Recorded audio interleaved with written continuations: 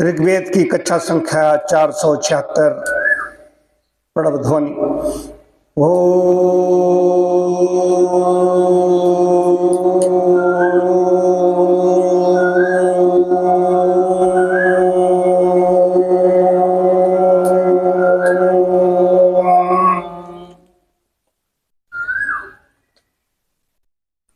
कल की कक्षा का एक मंत्र है ओम यो एजाति एजाति इत सुनवच पचाति च ब्रह्मेन्द्रस्य चाकनत। जो ब्राह्मण स्वयं यज्ञ करता है और दूसरों से करवाता है वो प्रभु के ज्ञान से युक्त होता है।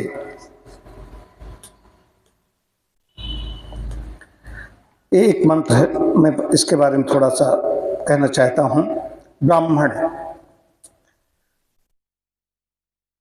ब्राह्मण के बारे में कहा भी गया है यज्ञ करना और कराना, वेद पढ़ना और पढ़ाना, दान लेना और दान देना, ये ब्राह्मण के एक कर्तव्य कहे गए हैं।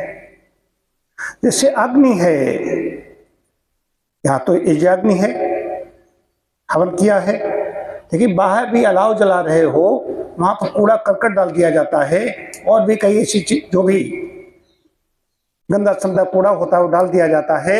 अग्नि कभी ये नहीं मना करती, गीला है, सूखा है, सुगंध है, दुर्गंध है, कभी नहीं अपने जैसा बना देती है। तो ब्राह्मण का काम क्या है? अपने जैसा बनाओ।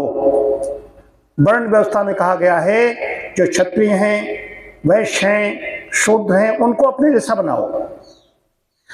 तो यही थी व्यवस्था। कैसे थी कि अपने तो गुरुकुल में जाते थे पढ़ने के लिए, तो वहां पर सबका उपनयन कर दिया जाता था। ब्राह्मण, क्षत्रिय, वैश्य और शूद्र चारों वर्ण के बच्चे होते थे। उसमें कोई ब्राह्मण शूद्र ब्राह्मण बन जाता था, वैश्य ब्राह्मण बन जाता था, क्षत्रिय ब्राह्मण बन जा सकते। अभी जल्दी की घटना ही है, ब्रह्म ऋषि बने हैं विश्वामित्र, क्षत्रिय से ब्रह्म ऋषि बने जो राजा थे। राजा तो क्षत्रिय होता है, राजा क्षत्रिय होता है, राजा ब्राह्मण नहीं बन पाता, लेकिन अपने तप के बल से ब्राह्मण बने। तो ब्राह्मणोचित कर्म है, ब्राह्मणोचित ब्राह्मण ब्राह्मणोचित कर्म नहीं कर रहे हैं।